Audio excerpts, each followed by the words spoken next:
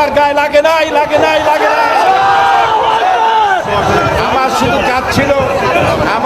কাজ ছিল কোরআনের প্রচার করা। নাস্তিকবাদীরা সহ্য করতে পারে নাই, জালিমরা বরদাস্ত করতে পারে নাই, যার জন্য আমাকে বন্দী করে রেখেছে। আমি শাহাদাতের তামান্না করি, আমি শহীদ হতে চাই, তবে চোর ডাকাত ইত্যাদির বদনাম নিয়ে মরতে চাই না। আমি কসম করে বলছি, আল্লাহ